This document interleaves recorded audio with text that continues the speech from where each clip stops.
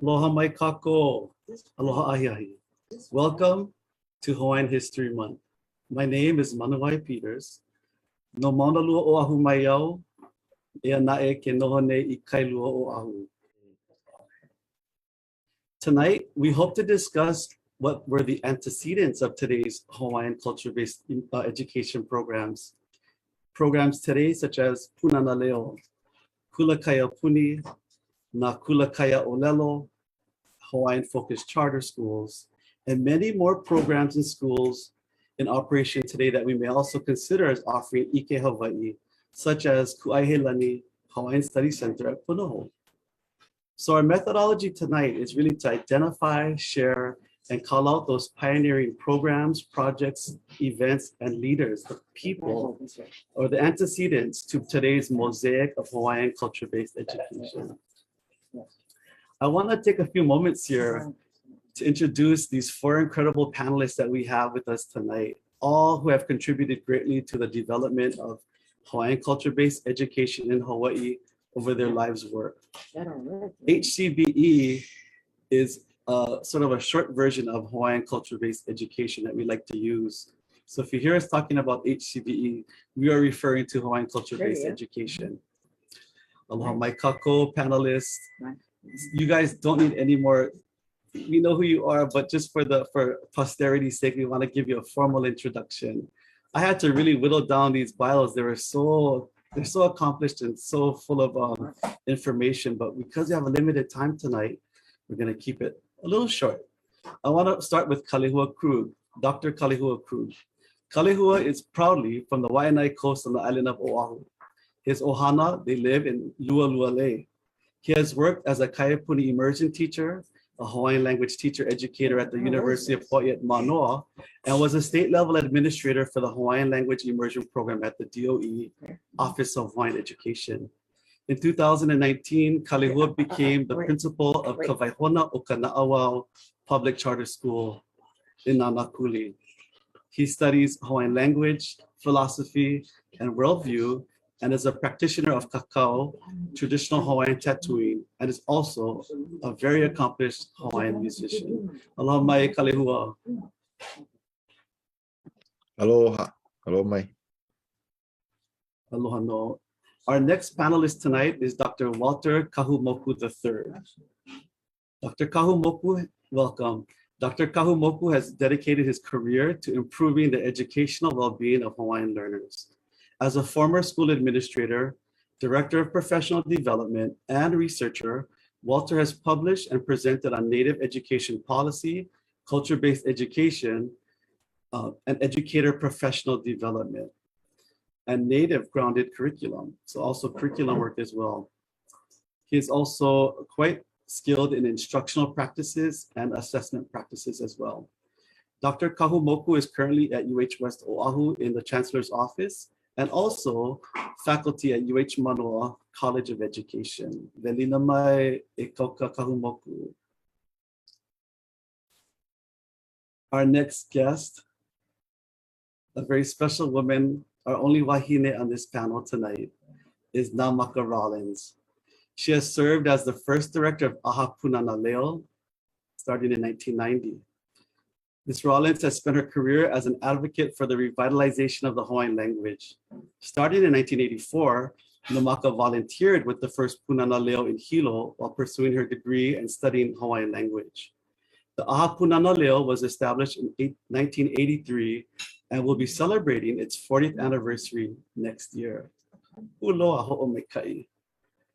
Her interests in education are in education policy and research in indigenous language issues, and it really has spanned her career in advocating for early childhood education and for families in this movement to reclaim indigenous language.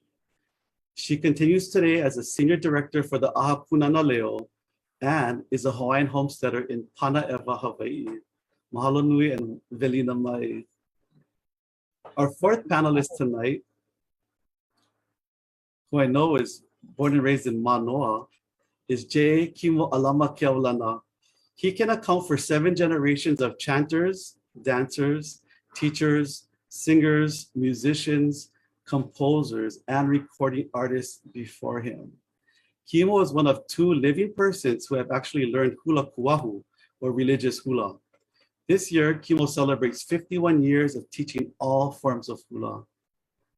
He started his career in Hawaii's DOE as a secondary school social studies teacher. I think that was on Molokai, and a teacher trainer with the University of Hawaii at Manoa's College of Education. Later, Kimo was an instructor of Hawaiian language and studies at Honolulu Community College. Kimo has taught hula olapa, or traditional hula, at Kapi'olani Community College for several years as well. Kimo is currently a kumu ike Hawaii and kumu hula at Punahou School. He's from Manoa, but is now a homesteader in Nanakuli. Velina mai, Kimo. Aloha kako. Awesome. Mahalo nui o kua pau. So tonight we have these advocates, educators, and leaders in the HCBE space. But all of you are once haumana and learners, and perhaps we still are, right? You know, thinking back, I want, as an icebreaker question for tonight's panel, thinking back, what was your first experience of Hawaiian culture-based education as a youngster? Can you describe that first experience, that first memory? Okay, I'll go. You know, when I was born, okay, and I was born about the middle of the 20th century. So I'm kind of old. My maternal grandmother lived on Upena Street in Makaha. And she spoke Hawaiian. Okay, my kupuna were born in the Hawaiian Kingdom or in the Republic of Hawaii. They're from that time, my kupuna. And so my maternal grandmother, she almost lived a National Geographic life. What I mean by that is that she would, you know, ohi her own limu, and I still fondly recall her in her mu'umu'u. You know, those days women did not wear pants. They all wore, you know, mu'umu'u or dresses. She'd go into the kai, she'd go ohi her limu, she'd clean her limu right there. And then she'd come in out of the water, lifting up her mu'umu'u and all that water all dripping off. And then, you know, she'd put the cleaned limu in jars. You know, and we used to get the hanger and then get vana. And then, you know, the hem, all the kukuna, you know, and all this kind of stuff. And my grandmother, when her friends came over the house, like largely from Bakua Ranch or Ohikilo, other places, they spoke Hawaiian liberally. And my grandmother did so many things Hawaiian. And that's where I get my first sounds, I think, into my brain and into my ears and into my mouth from my grandmother. And so it, you know, just being there with her was my first experiences of learning things Hawaiian, not realizing I was learning anything, but I was. But she's gonna die, you know, very, very young in my life. I'm gonna be about 5 or 6 years old where she dies, but my Hawaiian learning does not stop there. It's gonna go on, and maybe later on this evening, you know, I will explain how that happens. But those are my first recollections of Hawaiian culturally based learning, was just having it around me. Mahalo nui, Kimo. What a beautiful story to share from your tutu and Pikin Limu on the west side. Do any of our other panelists want to jump in and share your first Hawaiian culture learning experience that you recall? Nāmaka? Yeah, so mahalo for that, Kimo, your story. And I think about, you know, as a young girl attending a funeral, and when we had hearing the you know, wailing and the, you know, we ha'u we, and that kind of bringing up, and but being comfortable with Kino there, and like kind of what you were saying, kind of being around that, but not realizing that we're learning. But that was family experience of that sad, but in some way joyful in that. That's what I recall. Very, very early, young girl. Those sounds of the old ʻŌlelo, very kind of spooky for some of us to hear the chanting in that style. But wow, what a memory. Thank you for sharing that. Okay, I'll go next. Thank you. So Dad was from Kohala, from a little place called Niuli'i, and sort of born and raised in that Lavaia kind of tradition. So unfortunately, he was also old school. So if you got things wrong, like if you didn't know the difference between a ve'oveo or u'u or kumu or veke'ula, you got a whack. Yep. And so the old style is to take your child down to the shoreline or put him in the water. And then you were told as a child to go and identify what, you can't see the fish, so you just have to identify the type of water it is and the kind of fish that might be possible in that water. And if you got it wrong, whack. So that's how I was raised. Yeah.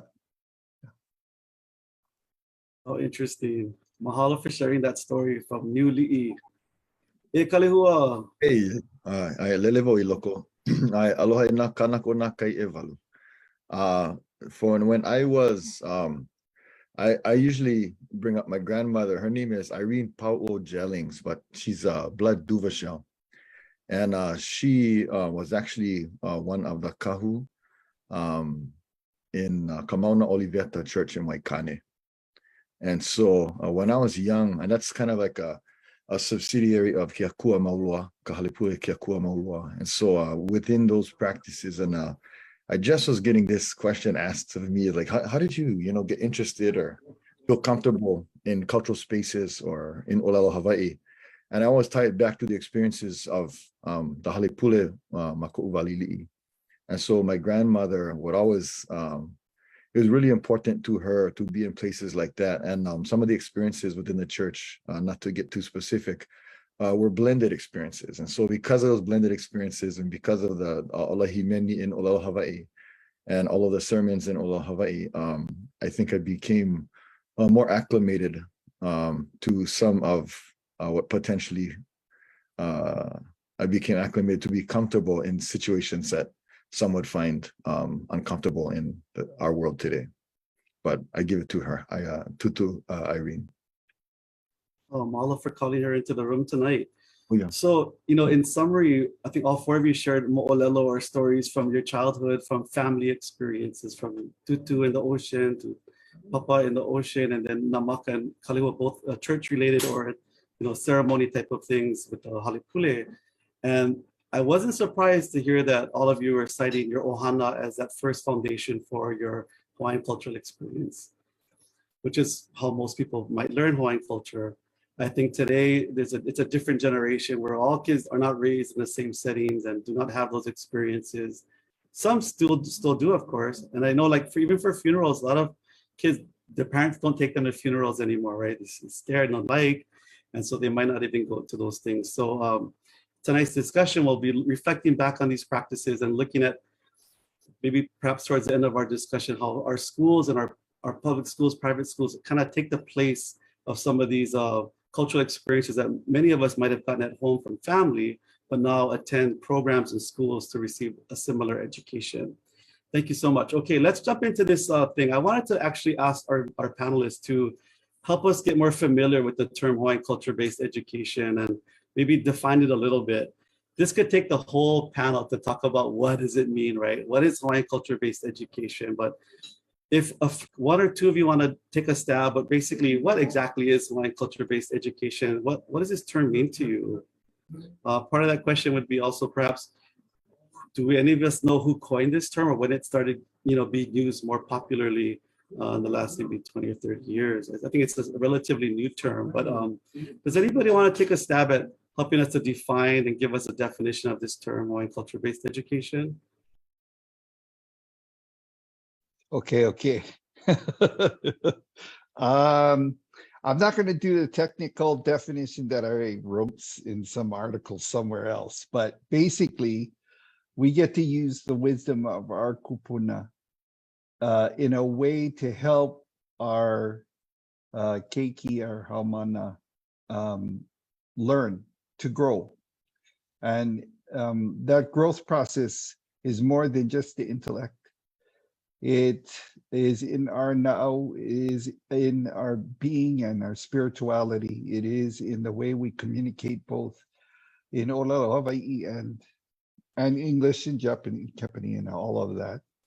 It's a way that we can help grow our strength as a people.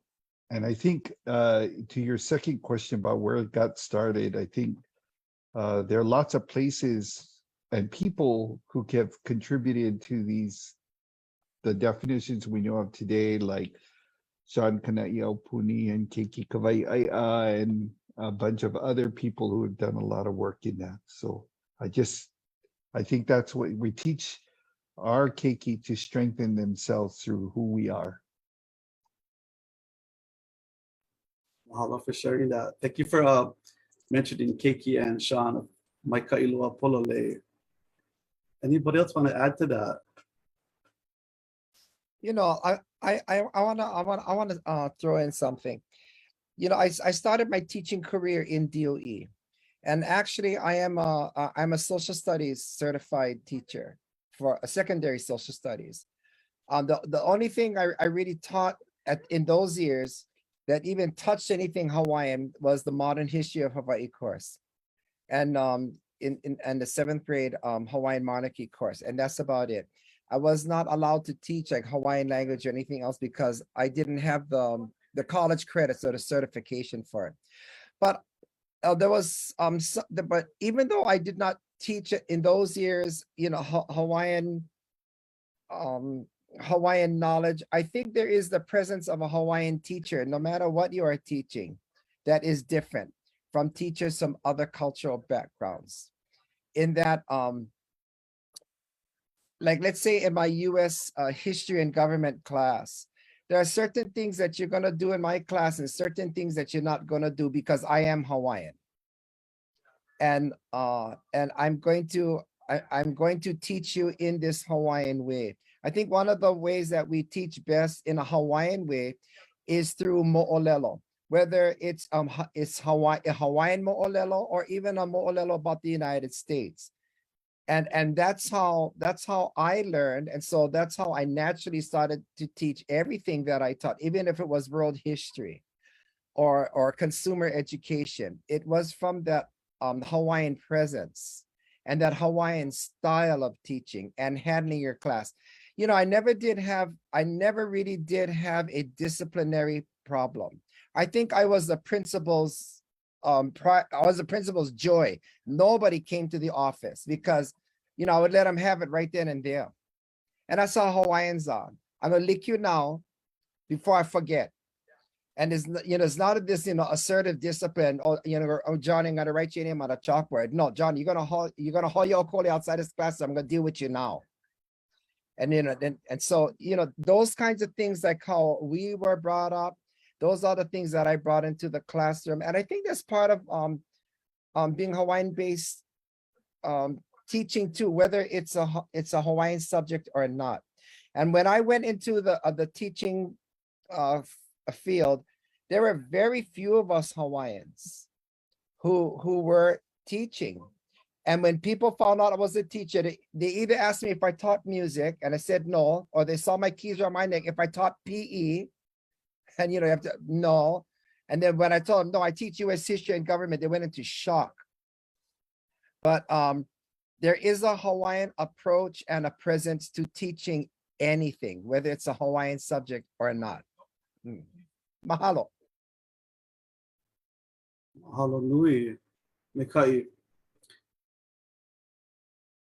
I was going to keep that question on the table for now. Nāmaka? Well, I was just going to add when to that the discussion about, you know, Hawaiian presence, and that's what we didn't have. We didn't see enough of that in our schools. The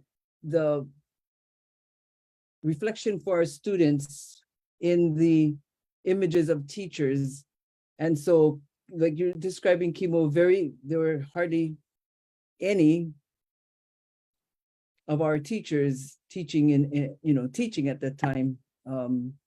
So I think that's this Hawaiian culture-based education comes about as we're lifting and and lifting up our own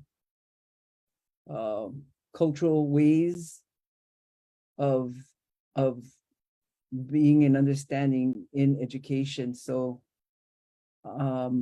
yeah, I think that also describes culture-based education, is that there's a reflection of us for our teachers. Our teachers and students have that, see themselves in the classroom. Oh, yeah. Yeah, real quick, Manuwai, because I just wanted to kind of add in that for myself, when I enter into the space, it's really about the definition of culture too. And so being able to understand that our ancestors lived here for a long time, and represented the human species in this geographic area, and they ran what I coin as a longitudinal study. And they studied our land, and they studied the environment, and they really utilized those those lessons that they learned from nature to design the culture. And so that's the derivative of research. And so when we do say Hawaiian culture-based education, it is, or what's encapsulated in there are behaviors that come from millennia of studying the natural world. And then, and centralizing that focus of our connectivity and our belonging to land, our responsibility to land in all that we do. And then basically utilizing all of that in a contemporary space right now to centralize focus on that, so that developmentally speaking, children can be moved through a Hawaiian identity first. And so whenever we utilize, curriculum development or in any sort of instruments that go into this space of Hawaiian culture-based education, that we start from a Hawaiian space, and Hawaiian defined by the level of understanding and knowledge of the individual that's actually the instructor, but being able to put Hawaii first, put Hawaiian culture first, and start there, and let that be the entry point or the access point by which we see the rest of the world and engage with other forms of knowledge. So that would be just my addition. That's a wonderful. Nāmaka. And you know what, Kalehua, with everything that he just said, that's what we lift up in this past 10 years, o Hawaii ke kahua o ka ho'ona'awao, that our Hawaii is from the foundation of our na'awao, our knowledge and our enlightenment is from the kahua of Hawaii. So right on. And too often we were told that we shouldn't, right? We had to learn the ways of American life or whatever, English, social studies, science. But if we don't start from home, if we don't start from here, our kids get disenfranchised. We did teach math from our standpoint, our knowledge bases, our ike, yep. Because all math that can be taught now can be, the starting point can be with the wisdom of our kupuna. It does not have to start with two trains passing in the night going like this. Our kids don't even know what a train is, right? So if we start at home and we branch out, we can build the bridges for our kids so that they can see themselves in the very technical world of engineering and astronomy and all of those kinds of things, because they know who they are here, right? So I just love what everybody is saying, and everything is so true, because a lot of times it's true, Walter. Things are so foreign to our kids because they're not created here. But at Punahou School last year, I had the wonderful opportunity to teach 4th and 5th graders. I've never taught them in my whole life. But the other year, they needed somebody. And so I just raised up my hand. Yeah, I like try. So stupid. Yeah, no, but it was actually wonderful. I had 200 fourth graders and 200 fifth graders. And they came to me once a cycle. We have cycles that run every 6 days. And so I'm teaching them about Punahou and our land. We're so blessed with a beautiful historical school and land. There was actually one girl who raised up her hand and she asked, why are we learning this? Okay, inside me, I wanted to slap her, but I had to be nice and I told her, well, we all have this shared experience of Punahou School. And not only that, we all have this shared experience of living in Hawaii. And, we live in a place that's so unique and it's so unlike any place else in the whole world. And you come to me so that I can share this experience with you. And she was, she was Asian. I don't know what kind of Asian she was, but she was. But she wasn't getting cocky or sassy, but she just wanted to know, what the hell are we learning this for? And so I managed to reason with her that she was a part of something very special. And that's why she's come. And then when she came to me every week, and I told all of them, I'm going to teach you exactly like how I teach my own family, because you are my own family. And when I tell you, aloha, and I ask them what it means, and, some of them say hello and all this kind, but there's a few kids that say love. I say that's right. And I said, in the word aloha, the first 3 letters, A, L, and O is alo. That means you are in my presence. And I acknowledge every one of you in my presence because you are all very important to me. And so when you say aloha back to me, you acknowledge me in your presence. And so it is true. This is a presence that we all going to be together with love. And you are here to share that love, amongst all of us here. And then when you go back to your regular teaching and everything else, that aloha never stops. And that's why we never, and I asked Auntie Pat Bacon one time, I never heard aloha kakahiaka growing up, or aloha ahi ahi, or, those, I just heard aloha. And she gave me this explanation. She said, Kawena Pukui went to Waiohinu one time and I was talking to Uncle Fred Meineke up there, and they were talking about this particular subject. And Auntie Pat said, well, it was thought that, well, if you say like aloha kakahiaka, that means at 11:59, you only have 1 more minute where the aloha is going to be valid. And at 12 o'clock, it's avakea and there's no more aloha anymore. And I said, no wonder the Tutu folk never said those things. It was just aloha because there's no expiration or time limit on aloha. And so, when I get this across to the kids, then they get it, that they actually are in a land of aloha, where we acknowledge everything in our presence and everything else will acknowledge us. And then, we respect everything around us. And so by the time the end of the school year comes, these kids get it. And because some of the kids don't have a connect because they're not from here or they're not Hawaiian. But in our presence, you are Hawaiian, and being here in Hawaii is our shared experience. And so we're going to share this all as much as we can about our home, whether you're Hawaiian or not. Yeah, I just wanted to throw that in. Mahalo. I'm getting pulled into this beautiful mo'olelo, losing sight of my next question, actually. But I want to just take a moment to acknowledge all of viewers. We're getting lots of comments on either it's from the Facebook feed or right from Zoom. Aloha no kako, lots of aloha coming out to our panelists here, saying hello from all parts of the world, actually. So welcome to everybody who's watching here tonight at our Hawaiian History Month topic of Moʻokūʻauhau of a movement. And we are talking about Hawaiian culture-based education as a movement. And just to try to summarize some of the wonderful words that have been shared, I think Nāmaka was saying that Another way of thinking of HCBE is O Hawaii ke kahua o ka na'auao, that Hawaii is that foundation of our knowledge base. And in what we were sharing a moment ago, it's really like this is a decolonizing methodology to be able to deconstruct and really rebuild, deconstruct some of the mainstream Western thought that has been pretty predominant in our education system with this new way of doing education in Hawaii, HCBE. Yes, definitely. I love the flow of our evening tonight. If anybody in our panelists want to keep talking, like Ka'i. If not, I'm going to go to our next question. Oh, okay.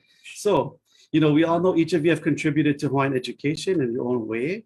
I want to talk about these earlier days, and we're already alluding to this, but if we look at our today's programs that exist, our Hawaiian focused charter schools, those programs I mentioned earlier in the night, can we harken back to the 1950s, 60s, 70s, maybe pre-statehood and post-statehood? What were those things out there that laid the foundation for our current programs and projects that we are involved with today? What were those antecedents that were there, either programmatic things within the government or public education or to other societies? What were those foundations that were laid prior to the onset of these programs? Anyone know on that?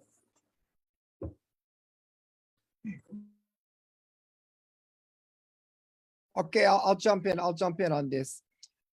I really have to give thanks to the Department of Parks and Recreation of the City and County of Honolulu for a heck of a lot that I've learned about Hawaiian things.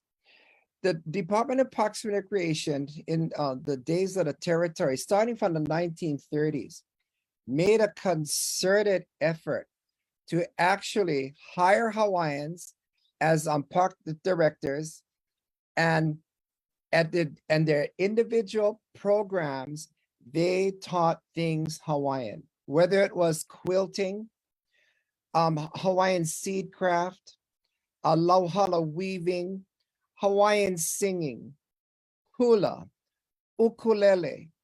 I mean, all kinds of things Hawaiian. And they started what was called the Playground Quarter Hour, which was a live Hawaiian music show on KGU radio that broadcasted every Saturday for a quarter hour, 15 minutes. And so every playground would bring on participants from their playground. They learned these Hawaiian songs. And in those days, when you learned a Hawaiian song, you had to memorize everything. You could not use a paper. You had to remember all the words and the phrasing and the correct melodies. And you had people that worked at the Department of Parks and Recreation that knew their stuff, like Mrs. Alice Nāmaka. There was a Mrs. Alice Kalahui, who became the head of the music and dance department. And they had strict quality control. And so when you went to a playground to teach your classes, you had to sing the song in front of Mrs. Kalahui, just to make sure that you're going to sing the right melody with the right phrasing with the correct words. And so this went on for decades. And the parks programs were very, very well attended. They served thousands of people, at least here on the island of Oahu. And every playground, if it was a hula program there at your playground, you would have a recital, and the music had to be live. And there were strict rules. You cannot wear anything artificial. You cannot use like cellophane skirts. It had to be the real deal.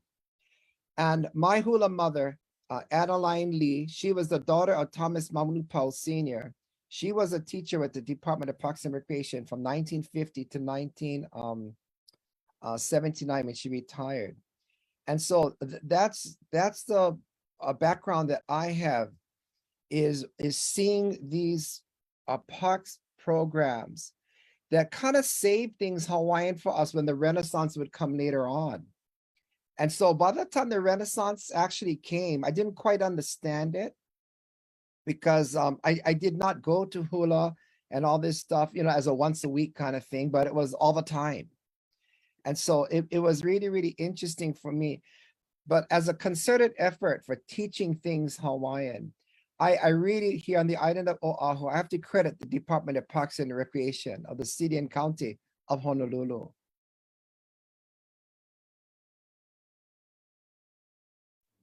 I caught you. I was going to ask that question a little bit later on in terms of those teachers in these earlier programs. It sounds like they were also Native Hawaiian, in this case, Wahine. Was that a theme that you saw growing up, Kimo, and others on the panel?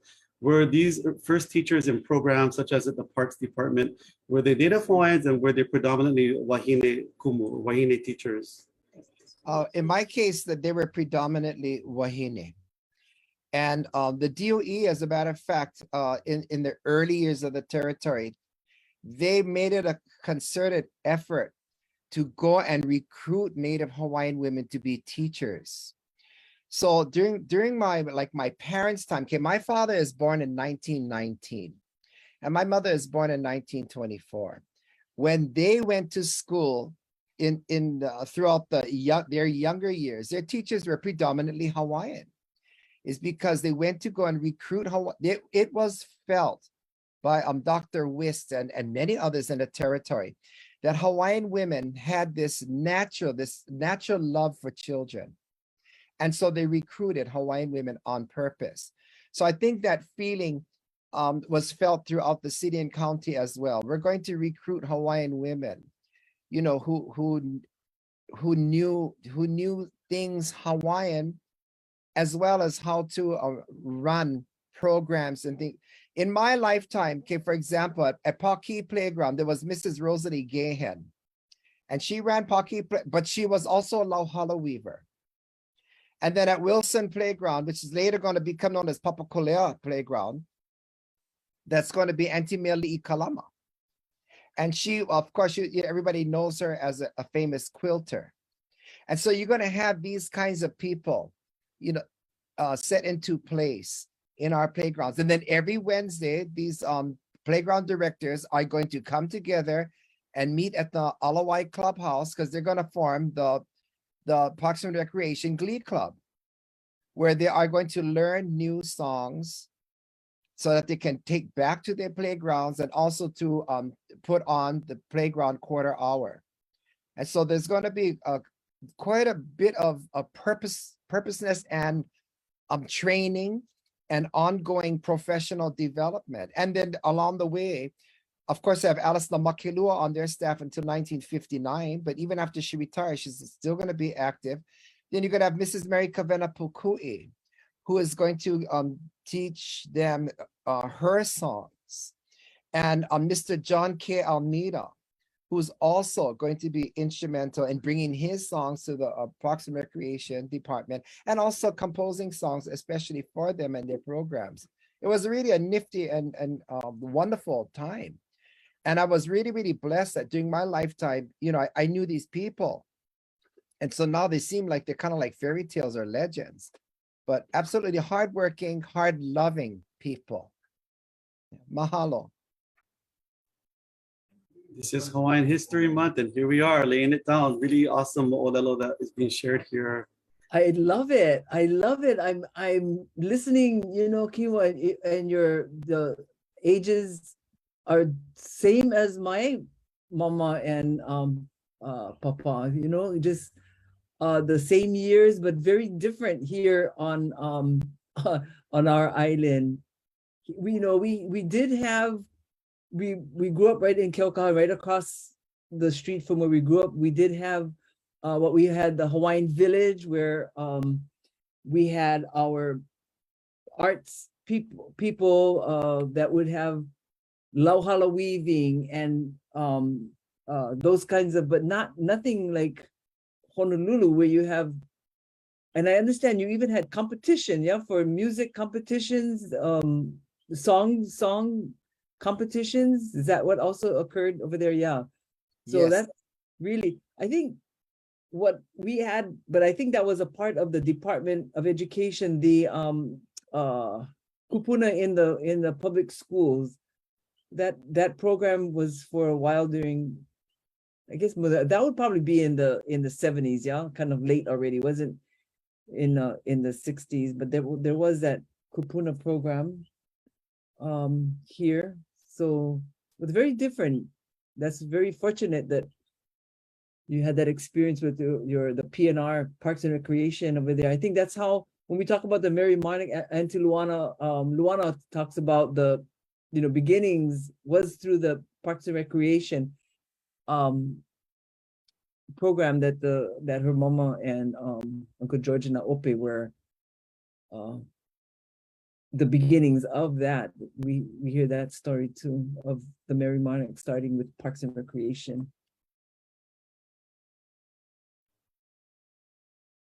I think the DOE, the Hawaiian Studies program, or the kupuna component, got it started around 1984 officially. But I think prior to that, they were experimenting with having kupuna in the classroom. But I think 1984 is the year that the program was officially launched within the DOE with local Maikai Snakenberg and others at that time. But great to hear these stories. We realize how pivotal the parks departments, the city and county government was here on Oahu, at least. And thank you, Nāmaka, for sharing your experiences growing up on East Hawaii.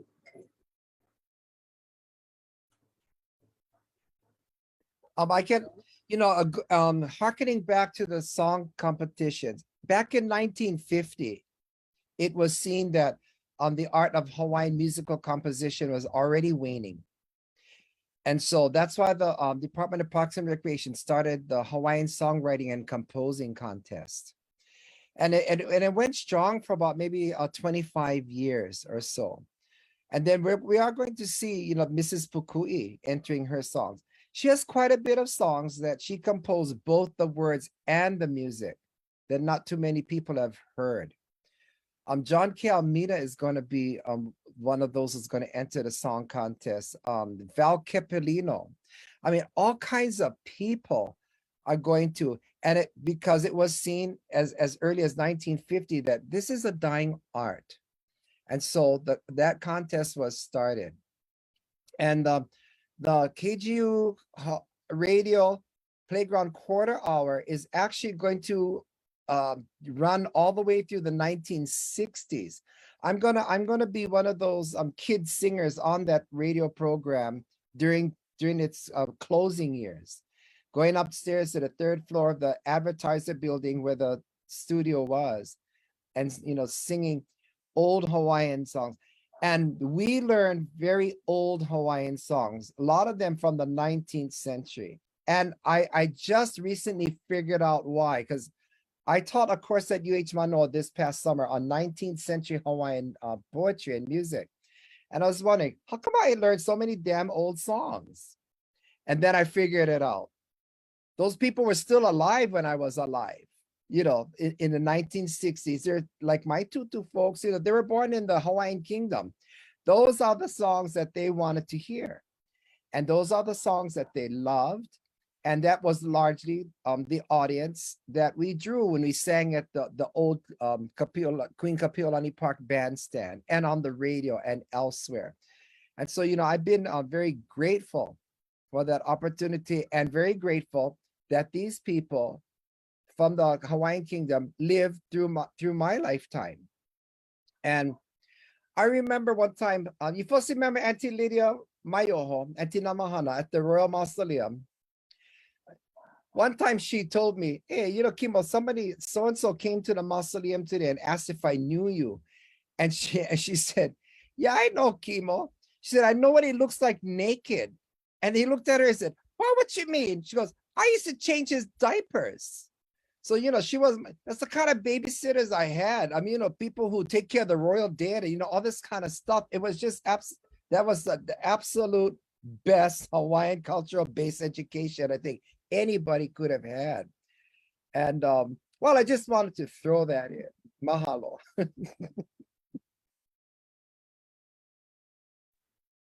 I think you're a child prodigy, Kimo, like there with your ukulele on stage at KGU radio performing. I think you're also that link from the kupuna to who we are today, having that bridging those years and being at that right time at the right place, right time kind of situation over the years. I was going to ask, we were speaking of this earlier period in the 50s, then the 60s, and I think of statehood in 1959 and the transformation from a territory to statehood. And has that maybe impacted Hawaiian culture-based education of that era? But here's a question for our panelists. So what do you think are the watershed moments or moment that help redefine or revitalize or strengthen Hawaiian culture in Hawaii? Was there some kind of turning point that you recognize either in your own experience or in your own historical research and knowledge? Okay, I'm going to take a stab. So I'm a child of the 70s. And in fact, I graduated in the last year of the 70s.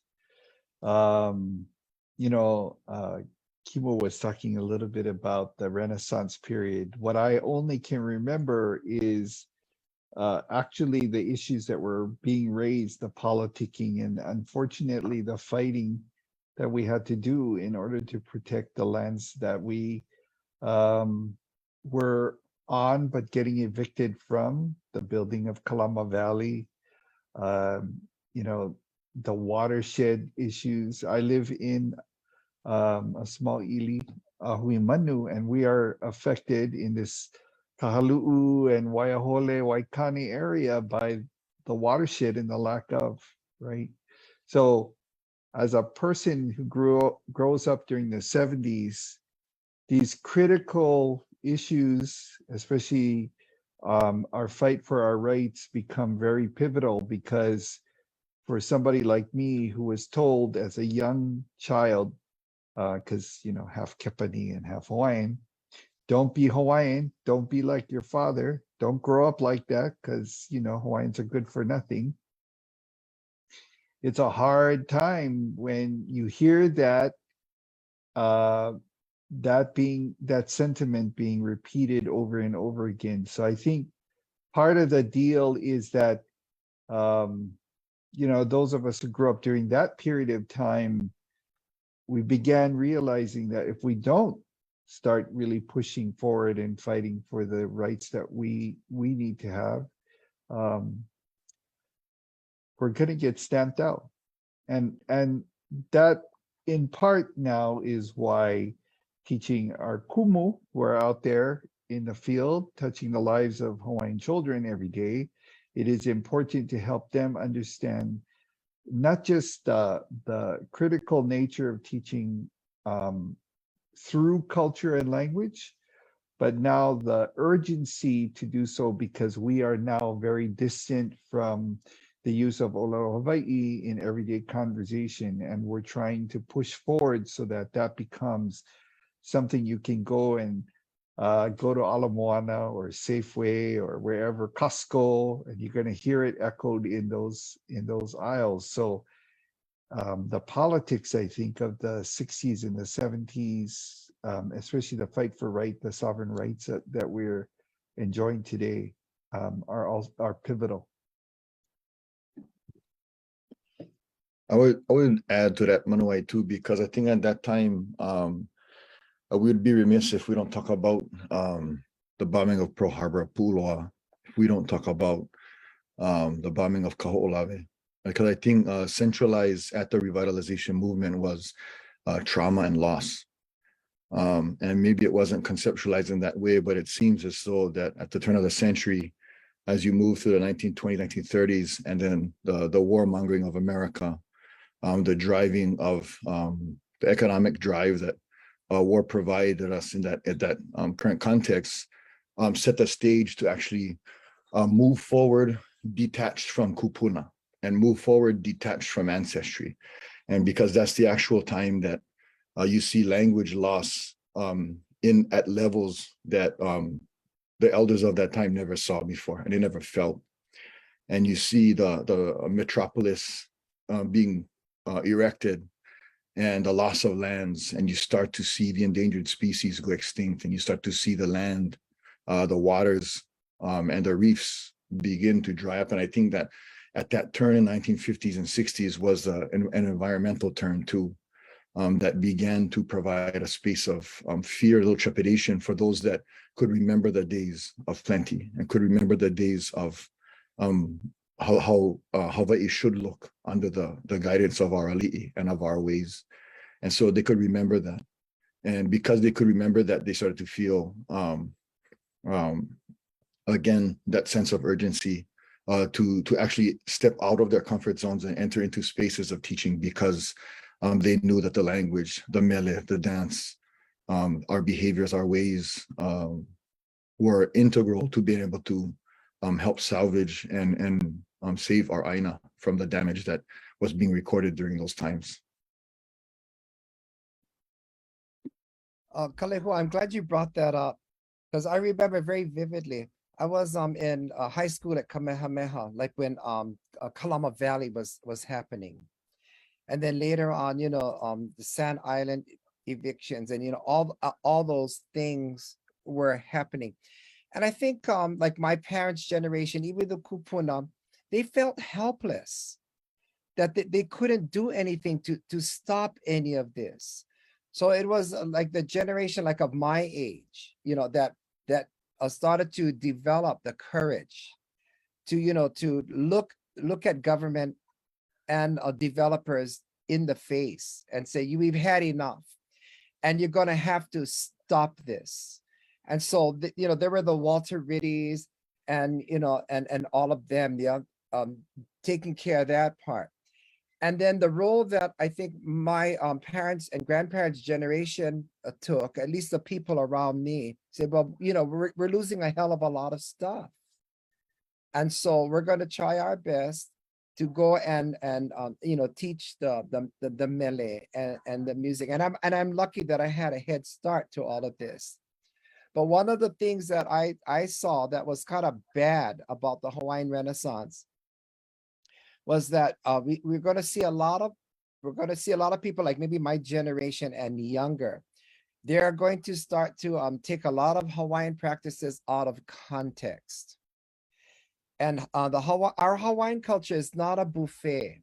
You cannot say, I want this and I want this and I want this and I'm not going to take the rest. It doesn't happen that way.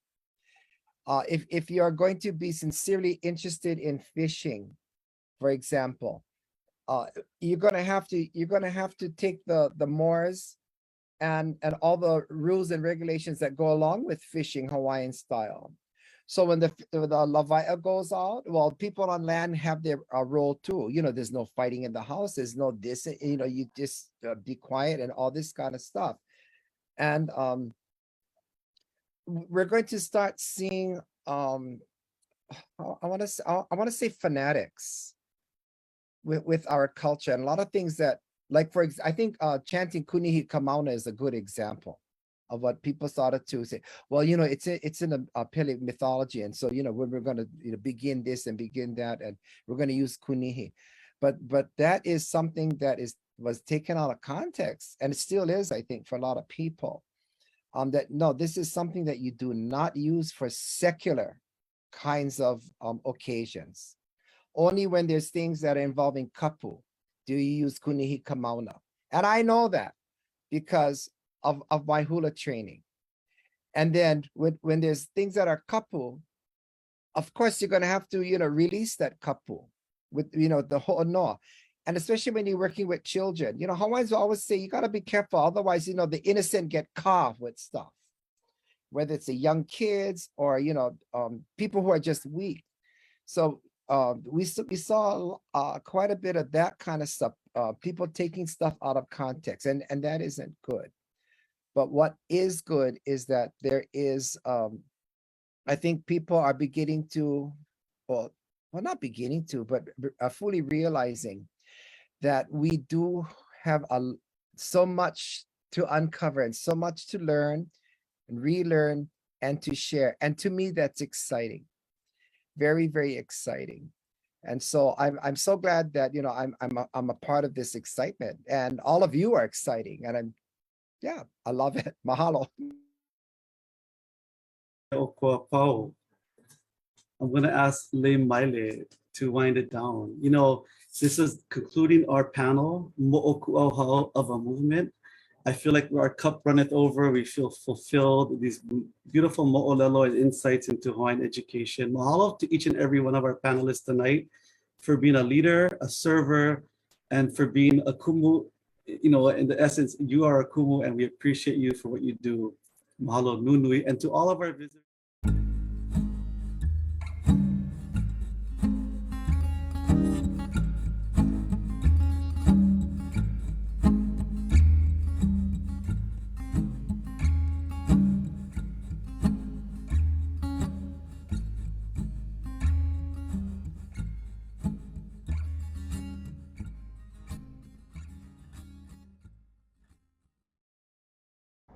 Mahalo nui for joining us for Hawaiian History Month. To view all of our programming, visit our website at hawaiianhistorymonth.org. We also welcome you to stay connected with us by sharing your email, again, at our website, hawaiianhistorymonth.org. We also invite you to follow us on social media. On Facebook and on Twitter, we're at Hawaii Pono'i. And on Instagram, Hawaii Pono'i Coalition. Mahalo.